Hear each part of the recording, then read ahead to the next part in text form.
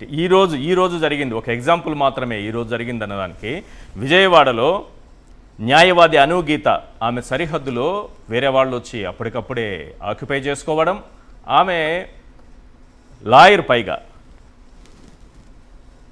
ఆమె ఎవరైతే ఆక్యుపై చేస్తున్నారో వారికి అండగా పోలీసులు వచ్చి సివిల్ పంచాయతీ చేస్తున్నారు. ఒకసారి ఆ ఇంట్లో ఆ లాయర్ అని చెప్పాను కదా, అనుగీత ఆ న్యాయవాది ఇంట్లో వల్లభనేని వంశీకి అనుకూలంగా ఆమె లాయర్గా పనిచేశారు. ఏదో అది కక్ష సాధింపు. ఆ ఇంట్లో పని చేసే ఆ ఇంట్లో ఉండేటటువంటి మహిళతో ఈ పోలీసులు, అనుగీత వాళ్ళ ఇంట్లో మహిళమే, ఆ పోలీసులు ఎలా మాట్లాడుతున్నారు చూడండి. ఎవరైనా ఆక్యుపై చేసుకుని సివిల్ పంచాయతీలో ముందు తలదూర్చకూడదు.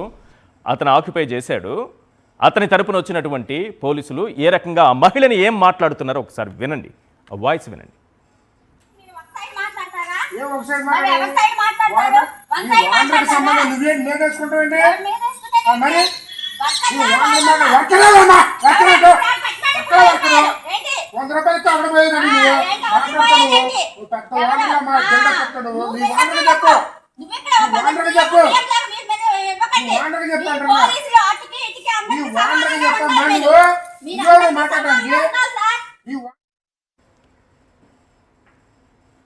₹100 ఇస్తే అవతలకి వెళ్ళేదానివి. ఒక మహిళను ఉద్దేశించి ఎంత నీచమైన మాటలు మాట్లాడుతున్నారు మన పోలీసులు, ఏ స్థాయికి దిగజారిపోయారో ఇది అద్దం పడుతుంది.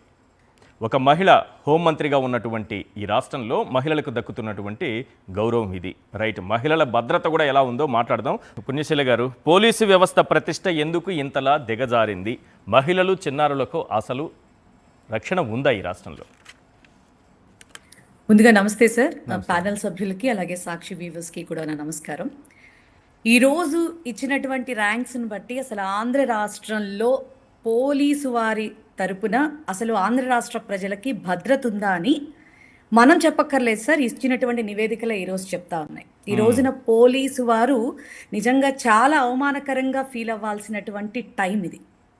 ఎందుకంటే జగన్మోహన్ రెడ్డి గారి టైంలో దేశంలోనే కేంద్ర హోంశాఖ ద్వారా ఇందాక చెప్పినట్టు సార్ చెప్పినట్టు స్కాచ్ అవార్డ్తో మరి సెకండ్ పొజిషన్లో పోలీసు శాఖ నిలబడితే అప్పుడు కూడా ఇద్దరు దళిత మహిళలే 2 మార్లుగా హోంమంత్రులుగా చేస్తున్నారు. ముఖ్యమంత్రి సమన్వయంతో రాష్ట్రాన్ని ఎంత చక్కగా, పక్క రాష్ట్రంలో ఒక ఆడపిల్ల చనిపోతే దానికి దిశ యాప్ అని, దిశ పోలీస్ స్టేషన్లని, మరి ఆ విధంగా కొన్ని సంస్కరణలను తీసుకొచ్చి భద్రత అంటే ఇలా ఉండాలి ఆడవారికి అని చూపించినటువంటి జగన్మోహన్ రెడ్డి గారి సారథ్యంలో జరిగిన నడిపించిన ఆ పోలీసు వ్యవస్థ ఎక్కడ? ఈ రోజున రెడ్ బుక్ రాజ్యాంగ అమలుకి మాత్రమే సహకరిస్తూ ముందుకు పోతున్నటువంటి ఇప్పటి ఈ పోలీసు వ్యవస్థ ఎక్కడ అని చెప్పని పోలీసు వాళ్ళే వాళ్ళని క్వశ్చన్ చేసుకోవాలి సార్. మీరు గమనిస్తే వాళ్ళ ఆధ్వర్యంలోనే రీసెంట్లీ జరిగినటువంటి మరి ఆడపిల్లలకి ఈ 18 నెలల కాలంలో జరిగినటువంటి అన్యాయాల విషయంలో కావచ్చు, అట్లాగే మొన్న జెడ్పీటీసీ గారిని మరి బంధించేటటువంటి కార్యక్రమంలో మన వైఎస్ఆర్ కాంగ్రెస్ పార్టీకి సంబంధించి జెడ్పీటీసీ చైర్మన్ గారిని మరి టీడీపీ క్యాడర్ అంతా కూడా రౌండ్ చేస్తూ ఉంటే ఉప్పల హారిక గారిని చిత్ర విచిత్రంగా మరి వాళ్ళు దగ్గరుండి మరి వాళ్ళకి సపోర్ట్ చేసేటటువంటి దయనీయమైనటువంటి పరిస్థితుల్లో పోలీసు వాళ్ళు ఉన్నారంటే మరి 0 మార్కులు రాక ఇంకేం మార్కులు వస్తాయి? ఈ ముచ్చుమరి బాలిక మృతదేహాన్ని కూడా తీసుకురాలేదు. ఇవి కేంద్రం దగ్గర ఉండవండి. ఇట్లాంటివి కూడా వెళితే 36వ స్థానం కాదు, అసలు తీసేస్తారేమో పక్కకి. అయ్యయ్యో సార్, ఇదేంటి మనకి ఎంత గొప్ప ముఖ్యమంత్రి ఉన్నారంటే గాలిలో నుంచి పొలాలకి ఎట్లాంటి పురుగులు వల్ల ఎట్లాంటి ఇబ్బంది, ఏ మొక్కకి ఎంత, ఏ పురుగు ఆ మొక్కకే ఆ పురుగుకే అంత శాతం మాత్రమే కొట్టే టెక్నాలజీ తీసుకొచ్చారో ఏదో తీసుకొస్తా. అంత టెక్నాలజీని ఇన్వెన్షన్ చేయగలిగినటువంటి ముఖ్యమంత్రి సార్ ఆయన. ఇప్పుడు ఇలాంటివన్నీ ఒక లెక్కగా వాళ్ళకి అనిపించవు. వాళ్ళకి వాళ్ళ అధీనంలో ఆ తల్లిదండ్రులకి, బాధిత కుటుంబానికి ఆ బాలిక మృతదేహం కనీసం అంత్యక్రియలు చేసుకోవడానికి ఇది మాత్రం కనిపెట్టి తీసుకురాలేరు. మొక్కలో ఏ పురుగు ఎంత ఉంది, ఎంత శాతం ఉంది, ఎంత మందు కొట్టాలో మాత్రం కనిపెడతారు. మరి అదే సార్ వాళ్ళ ఇన్వెన్షన్స్ అవే. ఇప్పుడు మోందా తుఫాన్ని బాక్సింగ్ రూపంలో, టెక్నాలజీ రూపంలో తరిమేస్తారు. అంతేగాని ఆ ఆడపిల్లలకు ఏదన్నా కష్టం కలిగితే ఏమీ తీసుకురాలేదు. అలాగే సుగాలి ప్రీతి కేసు ఈ రోజు వరకు కూడా ఏమైపోయిందో ఎవరికీ తెలియదు. మచ్చుమర్రి బాలిక ఈ రోజుకి ఏమైపోయిందో ఎవరికీ తెలియదు అసలు. అలాగే అనంతపురం జిల్లాలో 14 పాపని ఇదే టీడీపీకి సంబంధించిన 14 మంది రేప్ చేస్తే ఎవరిని అరెస్ట్ చేశారు సార్? కల్తీ మద్యం కేసులో సిబిఐకి అప్పగించండి అని రిక్వెస్ట్ చేస్తున్న జోగి రమేష్ గారిని అరెస్ట్ చేశారు. అవును. మరి మద్యం మీద స్కాములు ఉన్నాయి, 3,000 కోట్లు హరించేశారు అని చెప్పని చెవిరెడ్డి భాస్కర్ రెడ్డి గారిని, మరి మిథున్ రెడ్డి గారిని, ఇట్లాంటి వాళ్ళందరినీ కూడా డిఫరెంట్ స్కామ్స్ లో వాళ్ళకి సంబంధం లేకపోయినా కూడా మరి ఇరికించేసి ఇది చేశారు. నిన్నగాక మొన్న చూసుకుంటే సోషల్ మీడియా పరంగా అసలు ఏం మాట్లాడకపోయినా ఇది ప్రభుత్వ హత్య, అందులోనూ ఒక సిఐ చనిపోతే ఆయన మీద సానుభూతిని వ్యక్తపరుస్తూ మరి ఇది ప్రభుత్వ హత్యగా మేము భావిస్తున్నాం అన్నందుకు అతన్ని తెల్లారేపాటికి తీసుకెళ్లిపోయి మరి ఆ విధంగా చేశారు. అయినప్పటికీ కూడా న్యాయం మరి కోర్టు ఎంత చక్కగా ఎంత బలంగా పనిచేసిందో మనం నిజంగా చూడాలి. కోర్టు వాళ్ళు నిజంగా ఈ అరాచకాలు ఈ విధంగా జరుగుతుంటే న్యాయస్థానాలు లేకపోయింటే ఏంటండి పరిస్థితి రాష్ట్రంలో? ఇంకేం లేదు సార్. అసలు ఆంధ్ర రాష్ట్రం చక్కగా మొత్తం తట్టాబుట్ట ముల్ల అన్ని సర్దేసేసుకొని ఇంకెక్కడికైనా వెళ్ళిపోతుంది సార్ ఖచ్చితంగా. హోంమంత్రిగా మహిళ ఉన్నారు కదా మన స్టేట్ లో.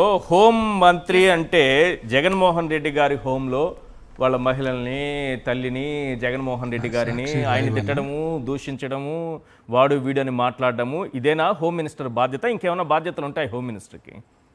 సార్ వాస్తవంగా హోమ్ మినిస్టర్ బాధ్యతలు అంటే మా నాయకుడు జగన్మోహన్ రెడ్డి గారి టైంలో 2 మహిళలు, అదే దళిత జాతికి చెందినటువంటి 2 మహిళలు ఎంత గౌరవంగా ఆ పదవులకి వన్నె తెస్తూ ముఖ్యమంత్రి గారి సమన్వయంతో ఆ రోజున వాళ్ళు మరి పోలీసు వ్యవస్థ అంటే ఇలా ఉండాలి అని చెప్పి ఎంతో చక్కగా వాళ్ళు ఆ రోజు పరిపాలన చేయటం జరిగింది. ఈ రోజును చూస్తే ప్రతి ఒక్కళ్ళు విగ్రహ పుష్టి నైవేద్య నష్టి అన్నట్టుగా మరి ప్రతి ఒక్క కంట్రోలింగ్ కూడా లోకేష్ గారి చేతుల్లో ఉండడంతో ఆయనకేమో అన్ని డిపార్ట్మెంట్ల మీద ఆయనకి ఐడియా ఉండదు. మరి చేస్తున్నటువంటి డిపార్ట్మెంట్ మీదే అవగాహన ఉండట్లే, అన్నిటి మీద ఉండదు. ఇక మన గొప్ప అంటే అన్ని చోట్ల నేను గాలిగా తిరుగుతా ఉంటాను అని ఓపెన్ గా చెప్పుకునేటటువంటి గౌరవ డిప్యూటీ సీఎం గారు ఆయనకు చాపరిచ్చి చక్కగా తిరగమని చెబుతా ఉన్నారు. ఆయనకి ఆ పేరుకి నామకార్థం చేసుకుంటున్నాడు తప్ప, ఎంతో సార్థకతని వ్యక్తపరుచుకుంటున్నాడు తప్ప ఎక్కడా కూడా ఆయన బాధ్యతలు ఎక్కడ ఇది చేయట్లేదు. కానీ ఎక్కడ పడితే అక్కడ ఏది పడితే అది షీజ్ ద షిప్ అంటాడు. లేకపోతే గనక ఈ ఎర్రచందనం స్మగ్లర్లని అది చేసేస్తా ఇది చేసేస్తా అని చెప్పి చెప్తాడు తప్ప. కానీ ఆయన అడిగారు కదా, ఈ పరిస్థితి ఇలాగే ఉంటే నేను బాధ్యతలు తీసుకుంటా హోంమంత్రి గాని. హోంమంత్రి బాధ్యతలు పవన్ కళ్యాణ్ గారు తీసుకుంటే ఈ 16 అవుతుందా, 16 అవుతుందా? సార్ 0 కూడా అవచ్చు సార్, 0 కూడా అవచ్చు సార్. ఎందుకంటే పంచాయతీరాజ్ శాఖకు సంబంధించి నాకు తెలిసి సనాతన ధర్మం అని చెప్పుకుంటున్నటువంటి ఈ వ్యక్తి డిపార్ట్మెంట్ నుంచే కాశీనాయన క్షేత్రంలో సుమారు రోజుకి 1000 మంది భోజనం చేసేటటువంటి ఆ సత్రాన్ని కూల్ చేసేటటువంటి ఆర్డర్స్ ఈయనకు సంబంధించినటువంటి డిపార్ట్మెంట్ నుంచి వస్తేనే నిమ్మకి నీరెత్తినట్టు కూర్చున్నాడు ఆయన. ఆయన డిపార్ట్మెంట్నే ఆయన ఏళ్ళలేకపోతున్నారు.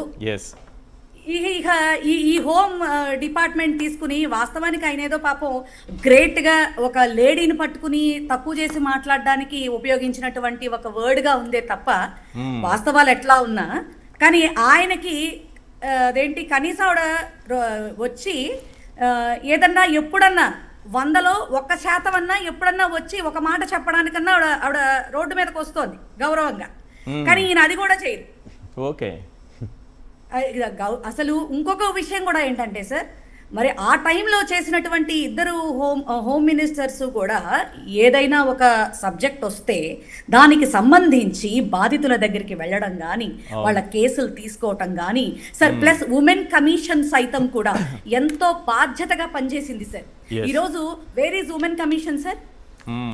అసలు హోమ్ అనేటటువంటి డిపార్ట్మెంట్, పోలీస్ శాఖ అనేటటువంటి డిపార్ట్మెంట్ కరెక్ట్గా ఉంటే దానికి అనుసంధానంగా ఉమెన్ కమిషన్ అనేది పనిచేస్తుంది సార్.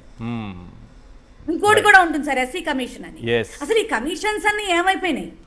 అసలు ఈ డిపార్ట్మెంట్స్ అన్ని ఒకనొక టైంలో జగన్మోహన్ రెడ్డి గారి టైంలో బాగా పనిచేశాయి కాబట్టే పోలీసు వ్యవస్థకి అంత గౌరవం దక్కింది సార్. వీళ్ళు దిశ యాప్ ని శక్తి యాప్ గా మార్చుకున్నారు. సార్ మీకు ఇంకో మాట కూడా చెప్తా. ఆ టైంలో 1,30,00,000 మంది ఎవరైతే నమోదు చేసుకున్నారో ఆ ఫిగర్ ని కూడా వీళ్ళు కాపీ కొట్టారు తప్ప వీళ్ళెవరికి కూడా శక్తి యాప్ అని చెప్పని వీళ్ళెవరికి యాప్ పేరు మార్చారు అంతే. That's it. రైట్ వీళ్ళు క్రెడిట్లు తీసుకునేటటువంటి అదే యథా రాజా తథా ప్రజ అని క్రెడిట్లు తీసుకుని గొప్పలు చెప్పుకోవటం, విజనరీ అని చెప్పుకోవటం తప్ప పనులు శూన్యం. అందుకే ఇది నిదర్శనం. రైట్.